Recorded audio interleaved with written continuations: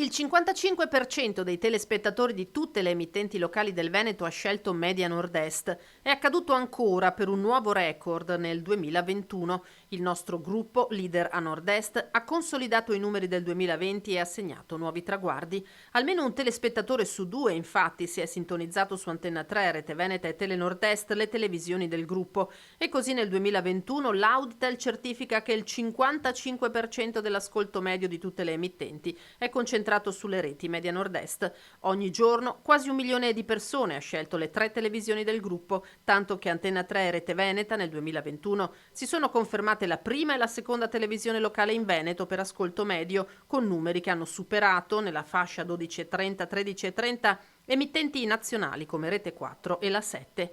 Un seguito crescente che ci sprona a proseguire nell'impegno quotidiano di informare i telespettatori con serietà, di andare tra la gente a raccogliere storie e testimonianze, di raccontare il Veneto e le sue trasformazioni. Un legame con il territorio e la sua gente è riconosciuto anche dall'assegnazione a Media Nord-Est di importanti riconoscimenti per il servizio pubblico svolto, come il Gran Premio Internazionale di Venezia e il Totila d'Oro della città di Treviso, ma anche il premio al lavoro conferito dalla Camera di Commercio. E da marzo l'informazione di Media Nord-Est troverà una nuova collocazione sul telecomando, Antenna 3 sul canale 10, Rete Veneta sul 14 e Tele Nord-Est sul 18.